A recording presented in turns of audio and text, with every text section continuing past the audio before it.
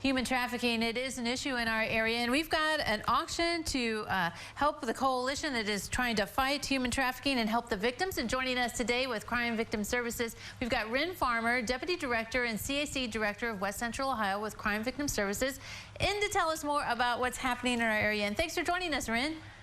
Thank you, Holly. It's good to be here. Okay, so we have this benefit auction coming up.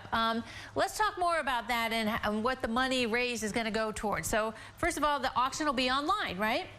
It will be. So because of COVID, last year we had a virtual silent auction, and we decided just to go ahead and plan for that this year. And we're glad we did, because the cases are still high. And so the reason that we're doing this is because January is Human Trafficking Awareness Month. So we want to raise a little bit of awareness in our community with folks about human trafficking, which in our community we see both that I give people is it's the buying and selling of a human being in exchange for a good or a service. So it's any type of exploitation that we see happening with people in our community. Okay, so it looks like the community has really backed you and the coalition, a lot of things to be able to, bid on for this auction.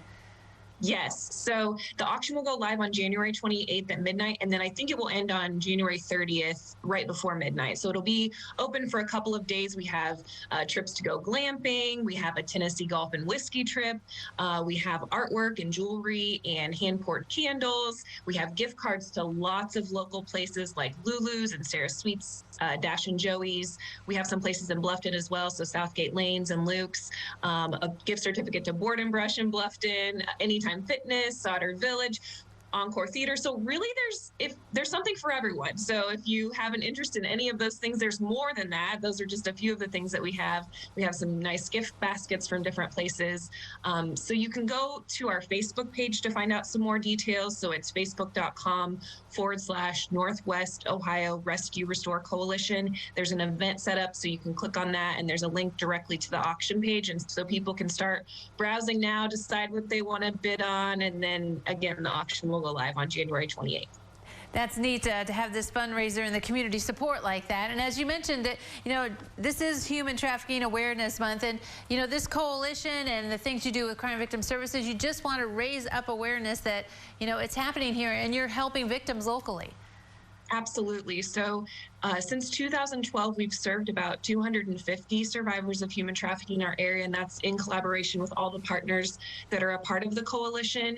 And so we want to make sure that we're raising awareness, but then all of the money raised from this virtual silent auction will go directly back to helping survivors. So we help pay for hospital bills and transportation, counseling services, food, housing, all sorts of different things. Whatever that survivor needs, all of the proceeds go directly back to helping survivors in our community. See, that's a neat thing to know that it is going directly back to that.